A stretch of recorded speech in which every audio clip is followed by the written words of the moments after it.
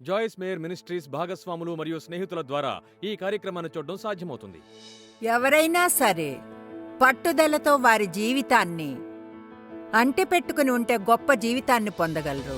దేవుని శక్తి నా జీవితాన్ని మార్చడం చూశాను కనుక నేను చేస్తున్నది చేస్తున్నాను. ఆయన మీకు చేస్తాడు. ప్రతిదానికి జవాబు దేవుని వాక్యంలో ఉంది. నేను జాయిస్ మేయర్ని. మీరు గాయపడిన ప్రతి చోట దేవుడు స్వస్థపరుస్తాడని నమ్ముతాను. మీరెంత అద్భుతమైన వారో, దేవుడు మిమ్మల్ని ఎంతగా ప్రేమిస్తున్నాడో వినడం బాగుంటుంది. ఎదగడం గురించి కూడా వినడం అంతే. ఈనాడు మనం ఎంతో అపాయకరమైన, ముఖ్యంగా శక్తివంతమైన సమయంలో ఉన్నామని ఫీల్ అవుతున్నాను.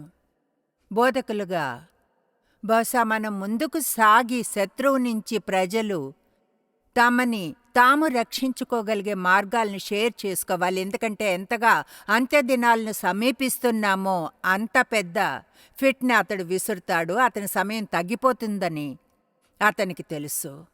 కనుక అపవాది మీద 2-3 బుక్స్ని ఆర్డర్ చేశాను. అవి నాకు గుర్తు చేశాయి. నేను కూడా అతడు ఎంత పెద్ద అబద్ధీకుడో అన్నది మర్చిపోయానని, మన ఆలోచనల గురించి ఎంత జాగ్రత్తగా ఉండాలి అన్నది. చూడండి, మనల్ని కంట్రోల్ చేయడానికి సాతాను ట్రై చేసే 2 విధానాలు మన ఆలోచన మరియు భావాల ద్వారానే. మన ఆలోచన మన భావాలను బాధిస్తుందని తెలుసు. అయితే ఉదాహరణకి, ఎంతమంది మీరు భావుకంగా ఉన్న సమయంలో ఏదైనా కొన్నారు, నిజంగా అయితే కొనాల్సిన అవసరమే లేకున్నా? కొన్నిసార్లు అలా చేస్తాం. అయితే అలా మాటిమాటికి చేస్తే ఆర్థికంగా మీరెంతో పెద్ద పెద్ద కష్టంలో పడతారు. అప్పుడు ఒక్కసారి చెల్లించలేనంత అప్పు పెరిగిపోతుంది. చూడండి, ఆ అప్పు వాళ్ళున్న అప్పుల వల్ల కపుల్స్ పోట్లాడుకోవడం, అప్పు కలిగించే ఒత్తిడి, డైవర్సులు తీసుకోవడానికి ఉన్న ముఖ్య కారణాల్లో ఒకటి. మరియు కమ్యూనికేషన్ లేకపోవడం, లేదా మీరు భావుకంగా ఉన్నప్పుడు ఎంతమంది విషయాలను అనుకుంటారో అవి మీ జీవితంలో పెద్ద సమస్యలను కలుగచేశాయి మీ జీవితంలో. కాబట్టి గుర్తుంచుకోండి, శత్రువు నిజంగా మిమ్మల్ని పుష్ చేయడానికి ట్రై చేసే 2 ఏరియాలు అవేనని. మీ మనసులో తప్పని విషయాలను ఉంచి మీ గురించి చెడు విషయాలను చెప్పడం అతనికి ఇష్టం. మీ గురించి మీరు చెడుగా అనుకునేలా చేయడం ఇష్టం. ఎంతమంది మీ గురించి మీరే చెడు విషయాలు చెప్పుకుంటారు? ఓకే, అదొక పెద్ద no. No no no no no. అమ్మ చెప్తుంది, వద్దు, మీరు అలా చేయకూడదు. ఎందుకంటే వేరే ఎవరైనా మీ గురించి ఏం చెప్తారో దానికంటే మీ గురించి మీరు చెప్పేదే ఎంతో ముఖ్యం. కనుక ఇటువంటివి అనకండి. నేను స్టూపిడ్ని, లావుగా, అసహ్యంగా ఉన్నా, ఏదీ చేయను సరిగ్గా. మీ గురించి బైబిల్ చెప్పేదే మీరు చేయాలి. దేవుడు నన్ను ప్రేమిస్తున్నాడు, క్రియేటివ్గా ఉంటాను, వరం ఉంది, తలాంతు ఉంది, నా ఎదుట మంచి భవిష్యత్తు ఉంది, సమస్తము సమకూడి మేలుకే జరుగుతాయి. కాబట్టి శత్రువు గురించిన దానికంటే జాగ్రత్తగా ఉందాం. శత్రువుని గురించి భయపడాల్సిన అవసరం లేదు, చెప్పానుగా. అయితే అతని శక్తికి మర్యాదనిచ్చి అతనిని హేళనపరిచి జోక్స్ చేయకూడదు. ఎందుకంటే అతని నిజస్వరూపం గర్జించు సింహములా ఎవర్ని మృంగుదునా అని తిరుగుచూ ఉంటాడు. కనుక అది మీరు కాకూడదన్న నిర్ణయం తీసుకోవాలి మీరే. మీ ఆలోచనలపై గమనం ఉంచండి. అదే యుద్ధభూమి. మనసొక యుద్ధరంగం. అక్కడే సాతాను మీతో పోరాడతాడు. అతడు చెప్పే అబద్ధాలను మీరు నమ్మేలా చేయగలిగితే అప్పుడు మోసపోతారు. అంత్య సమయపు గొప్ప దాడుల్లో మోసం ఒకటి. యేసు మత్తయి 24లో చెప్పాడు, మోసపోకుండా ఉండుటకు ప్రార్థించుడి. ఎంతమంది చెప్పగలరు ఈనాడు లోకంలో ఎంతగానో మోసం జరుగుతుంది అని?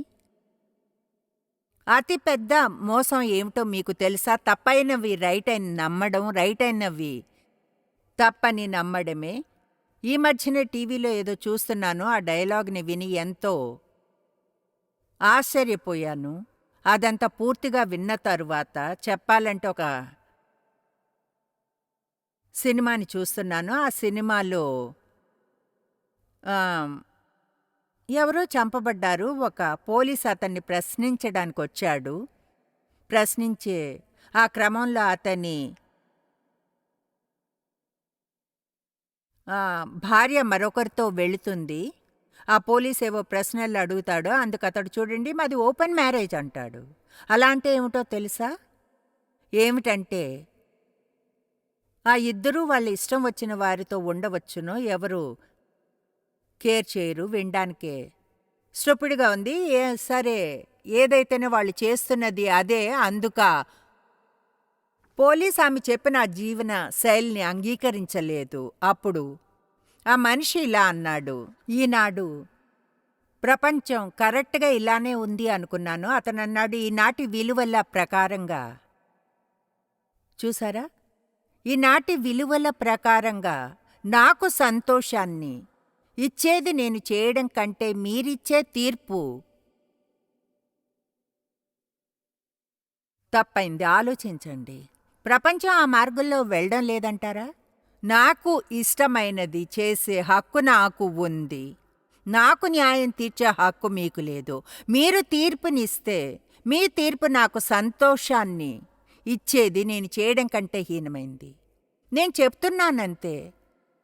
మనం ప్రపంచంలో ఉన్నామని దాన్నుంచి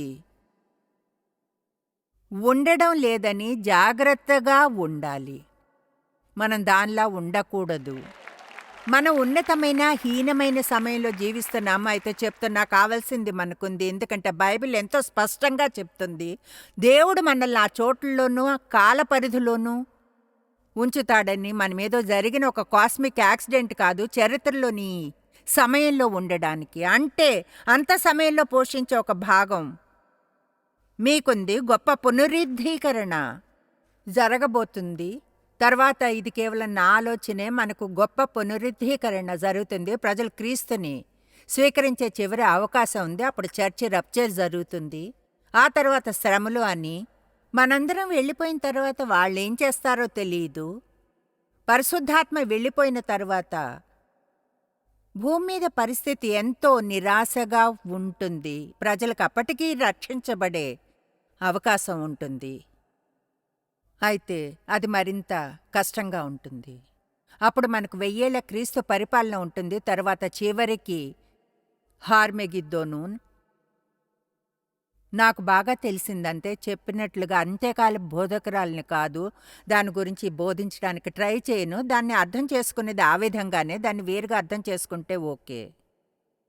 ఈ అంత్యదినముల్లో మనం చేయగలిగిన బెస్ట్‌ది ఏమిటంటే, దేవుని పట్ల విధేయతగా ఉండి ప్రేమలో నడవడం. ప్రేమలో యేసు చెప్పాడు, నేను మిమ్మును ప్రేమించినట్టే మీరును ఒకరినొకరు ప్రేమింపవలెను.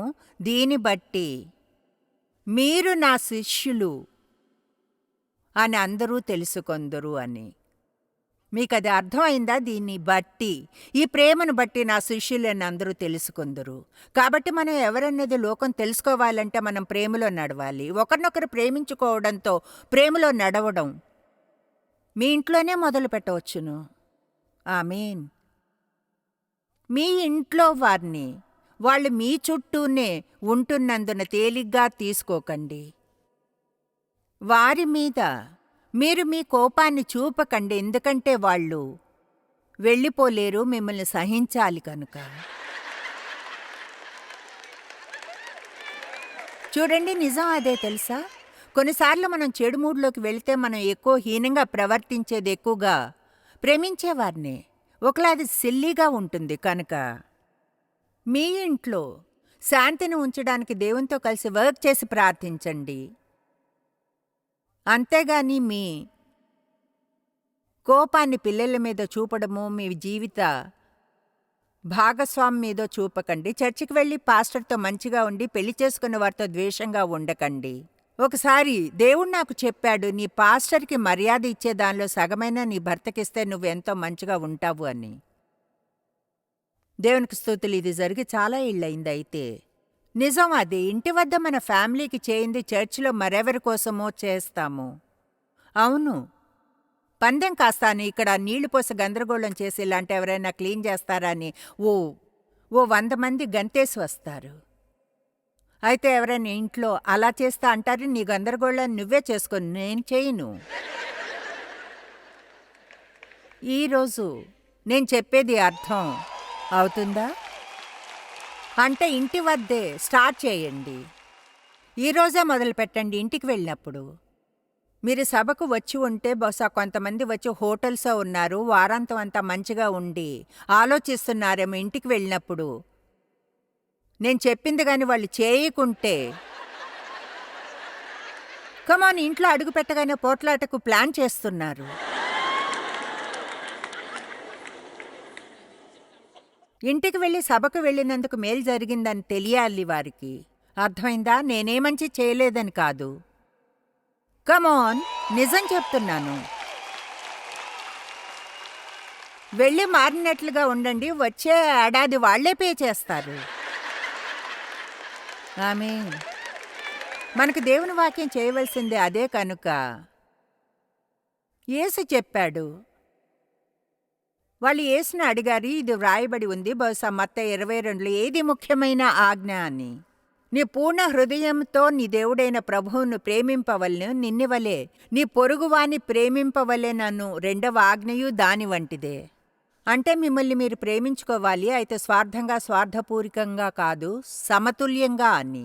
నిజంగా ఒక వచనం ఉంది తిమోతిలో చెప్తుంది, ఇక్కడున్న సమస్తమునకు పూర్తి సంకల్పము రెండే విషయాలు, విశ్వాసము, ప్రేమ. విశ్వాసంతో ఉండి ప్రేమలో నడవండి. అందుకే ఇక్కడి నుంచి ఒక లక్ష్యంతో వెళ్ళాలనుకుంటే, శత్రువు మీద శక్తివంతంగా ఉండాలంటే అతడు మిమ్మల్ని వంచించి మోసగించకుండా ఉండాలని నిశ్చయించుకోండి. మీ ఆలోచనలపై గమనం ఉంచండి, మీ భావాల మీద ఉంచండి. అవి మంచివి కాకుంటే వాటిని అనుసరించకండి. విశ్వాసంతో ఉండి మరింత విశ్వాసంలోనికి వెళ్ళండి. బైబిల్ చెప్తుంది, విశ్వాసం లేనిదేదైనా పాపమే అని. అది గంభీరమైన వచనం. ఆమేన్. ప్రేమ నడకను కొనసాగించండి, అన్ని వేళలా కొనసాగించండి. దేవునికి విధేయులుగా ఉండండి. త్వరగా, వెంటనే చిన్నవి మరియు పెద్ద విషయాల్లో విధేయత చూపండి. దేవుడు ఎన్నడూ దారి మళ్లించడు. మీరు చేయలేనిదేది ఆయన చేయమని చెప్పడు. దేవుడు ఏదైనా చేయమని చెప్పినప్పుడు చివరిగా అనాలనుకునేది చూడ చాలా కష్టం. క్రైస్తవుడిగా అది చాలా కష్టం. దేవుడు చేయమని చెప్పినవన్నీ చేయడం ఎంతో కష్టంగా ఉంటాయి. ఏది కష్టమో చెప్పనా? అవిధేయతగా ఉండడం.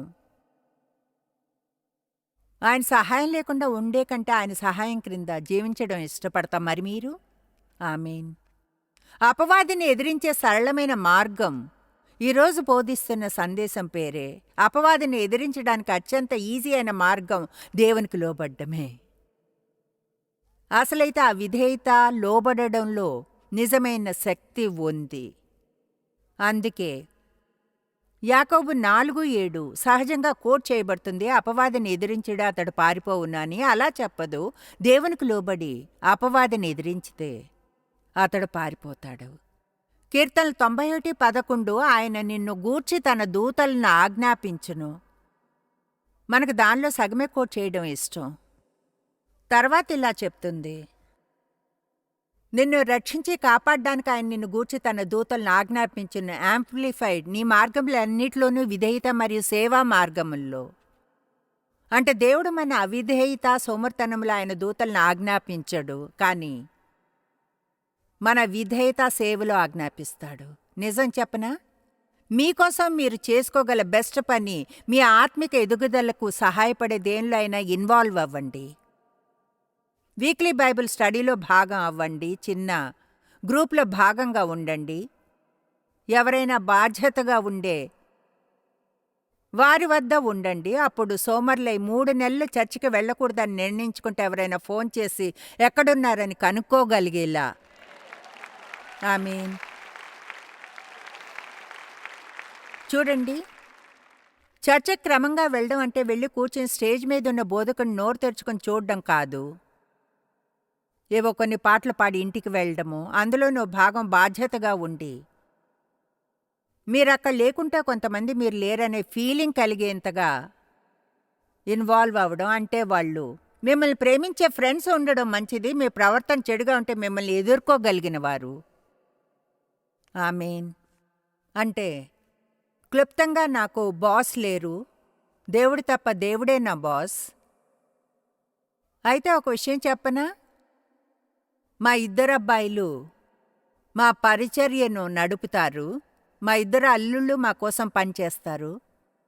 నేనెప్పుడూ మా పిల్లల చుట్టూ ఉంటా నా భర్తతో. వారిలోని ప్రతి ఒక్కరూ నేను భక్తిహీనమైన విధానంలో ప్రవర్తిస్తే వాళ్ళు వచ్చి చెప్పడానికి 2 సెకండ్లు టైం కూడా పట్టదు. కాబట్టి చూడండి, ఎవరో ఒకరికి జవాబుదారీగా మనము ఉండాలి. ఎంతో అపాయకరంగా ఉండే విషయాల్లో ఒకటి ఒంటరిగా ఎవరికి జవాబుదారీగా ఉండకుండా ఉండడమే. మీకిష్టమైంది ఏదైనా చేయగలుగుతూ మిమ్మల్ని ప్రేమించి ఇలా అనేవారుగా లేకుంటే వద్దు, అది తప్పు అని. ఆమేన్. మీరు ఉత్సాహంగా ఉన్నారని తెలుస్తుంది. నేను కూడా. హెబ్రీ 10:36 మీకు ఓరిమి అవసరమయ్యున్నది.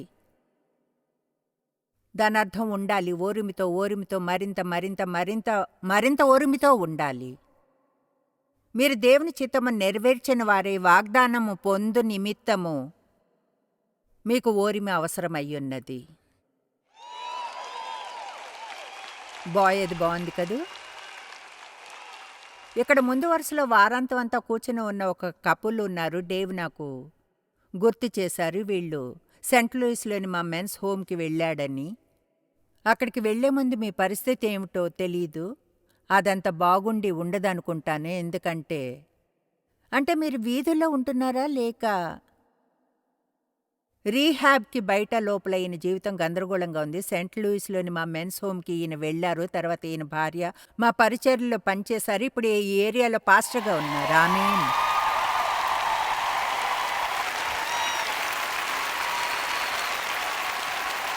ఒకటి చెప్పనా, ప్రజల జీవితాల్లో దేవుడేం చేయగలడో చూస్తే ఆశ్చర్యంగా ఉంటుంది. ఆమేన్. అద్భుతమే, ఆశ్చర్యకరం. మీకు దేవుడు అలా చేయగలడు. ఆయనకేదో ఇష్టమైన కొంతమందే ఉండరు. వారిని ఎంచుకుని ఇలా అనడానికి, చూడు నీ జీవితాన్ని బాగు చేస్తాను. అయితే దేవుడు చేయమని చెప్పింది మీరు చేస్తే దేవుడు ఏం చేస్తానని చెప్పాడో అది ఎప్పుడు చేస్తాడు, ఎల్లప్పుడూ. నిజంగా చెప్తున్నాను, మీ జీవితంలో అనేకమైన సమస్యలుంటే అవి సరికాకుంటే ఇది చెప్పినప్పుడు నన్ను కొట్టకుండా. అయితే అది దేవుని తప్పు కాదు, మీ తప్పే. ఎందుకంటే దేవునికి విధేయత చూపితే ఆయన అబద్ధం చెప్పేవాడు కాడు. ఆయన చేస్తానని చెప్పింది చేస్తాడు. మీరు ఆయన చేయమన్నది గాని చేస్తే విధేయత ఎంతో ముఖ్యమైంది.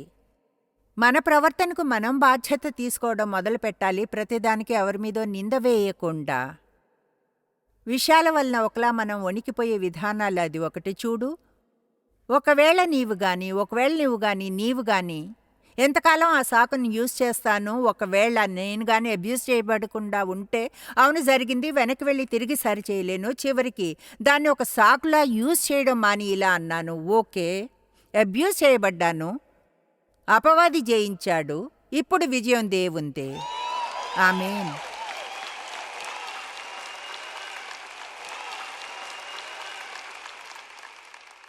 ఎవడైనను క్రీస్తునందున్న ఎడల అతడు నూతన సృష్టి, పాతవన్నీ గతించిపోయెను, సమస్తము నూతన మాయెను.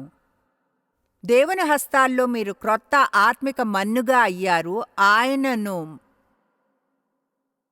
మల్చనివ్వాలి. ముందుగా మిమ్మల్ని ఎలా అనుకున్నాడో అలా చేయడానికి. చెప్పేది వినండి, ఎవరైనా సరే పట్టుదలతో వారి జీవితాన్ని అంటిపెట్టుకునుంటే గొప్ప జీవితాన్ని పొందగలరు. అదేదో రాత్రికి రాత్రే జరిగిపోదు, అదంత ఈజీగానూ ఉండదు. అయితే చూడండి, ఆయన లేకుండా మీ బెస్ట్ డే ఏదైనా ఉంటే దానికంటే దేవునితో మీ హీనమైన రోజు బాగుంటుంది. ఆమేన్. మా మీటింగ్స్కి వచ్చిన ఒక ఆవిడని గురించి ఆలోచిస్తున్నాను. ఆమె గతంలో మీటింగ్స్ చాలా చిన్నవిగా ఉన్నప్పటి మాటిదే. ఆల్టర్ మీద చివర్లో ప్రజల కొరకు ప్రార్థించేదాన్ని. ఆమె పైకొచ్చి తన చేతులు నడి మీద పెట్టుకుని అందే, నా డబ్బు నాకు తిరిగివ్వండి. నేనన్నా, చూడు హనీ, దేని గురించి అంటున్నారు? ఆమె అంది, మీరు చెప్పినట్లుగా 2 వారాలు చేశా, నా జీవితంలో ఏ మార్పు లేదు. నిజంగా ఆమె ఎదుటే నవ్వేశాను. 2 వారాలా అనుకున్నాను. అపవాదికి 40, 50 ఏళ్ళు ఇచ్చి దేవుడు దాన్ని 2 వారాల్లో సరిచేయాలనుకుంటారా? అది అలా ఉండదు. కనుక సహనంగా ఉండడానికి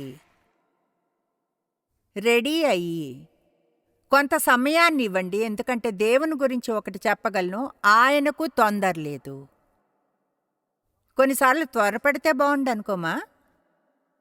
నేను తొందరలో ఉన్నా, కానీ దేవుడు లేడు. ఆయన త్వరలో అనేది మనది కాదు. ఆమేన్. మనం అలయక మేలు చేసితిమేని తగిన కాలమందు పంట కోతుము.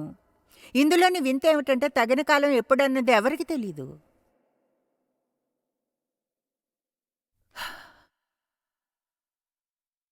మనం దేవుని చిత్తంలో ఈజీగా ఉండే ఎంచుకున్న కొన్ని భాగాలకి విధేయత చూపకూడదు.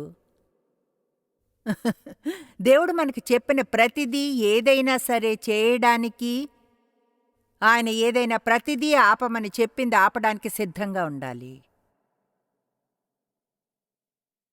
మీరెంతగా తెలుసుకుంటే అంత బాధ్యతగా ఉంటారు. ఈ వారాంతంలో ఎవరైతే ఇక్కడ ఉన్నారో అదొక ప్రత్యేకమైన స్థితిలో ఉంచుతుంది. ఎందుకంటే మీరు వచ్చినప్పుడు తెలియని విషయాలు ఇప్పుడు తెలుసు. ఏమిటో గెస్ చేయండి. ఇప్పుడు గతంలో కంటే ఇప్పుడు ఎక్కువ వాటికి బాధ్యతగా ఉండాలి. ఎక్కువగా. ఎందుకంటే చాలా విషయాలను చెప్పుకున్నాం. వాటిలో చాలా వరకు మీరు మర్చిపోయారు. అంటే మీరు మళ్ళీ వచ్చి దీన్ని వినాలి. ఆమేన్. దానర్థం మీరు టీవీని ఉదయాన ఆన్ చేసి దీనిని మళ్ళీ చూడాలి. దాదాపు 4 నెలల్లో ఇది కూడా అందులో వస్తుంది. కనుక మిమ్మల్ని మీరు చూసుకోగలరు. అందుకే బెస్ట్గా కనిపించండి. చిన్న విషయాల్లో విధేయతగా ఉండడం మొదలు పెట్టనంత వరకు పెద్ద విషయాల్లో ఉండడం గురించి పట్టించుకోకండి. చిన్న నక్కలే ద్రాక్ష తోటను పాడు చేస్తాయి. కొన్నిసార్లు అవే ముఖ్యమైనవి కావని అనుకుంటాం. బైబిల్ చెప్తుంది ఏమనంటే, కొంచెములో నమ్మకముగా ఉండువానికి ఎక్కువ మీద అధికారం వచ్చును. అందుకే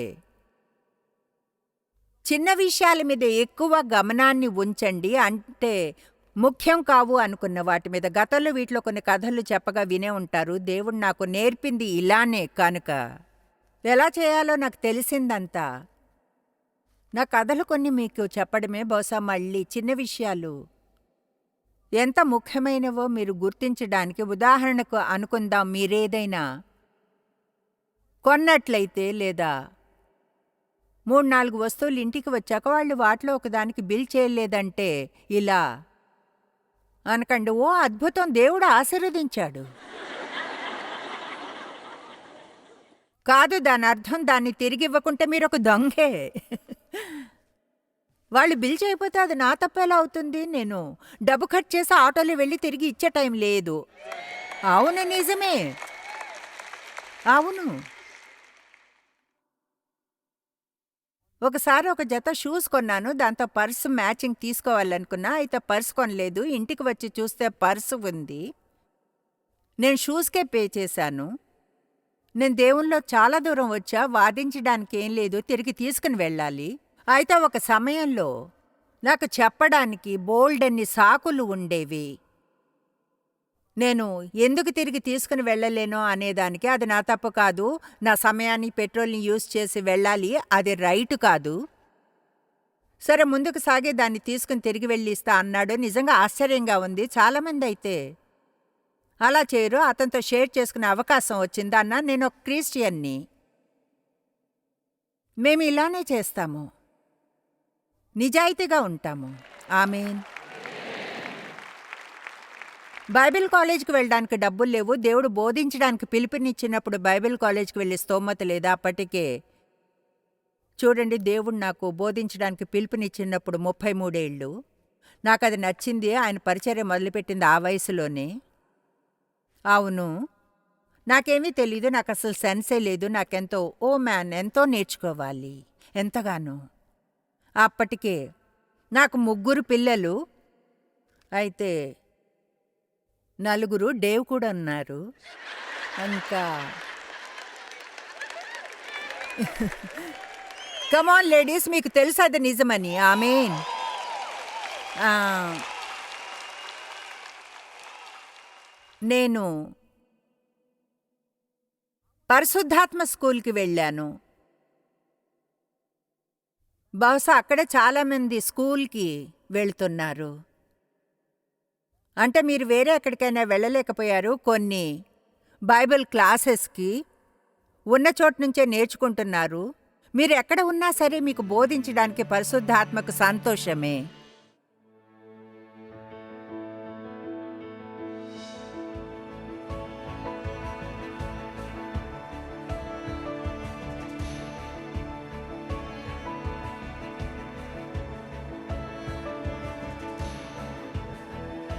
జాయిస్ మేయర్ మినిస్ట్రీస్ భాగస్వాములు మరియు స్నేహితుల ద్వారా ఈ కార్యక్రమాన్ని చూడడం సాధ్యమవుతుంది.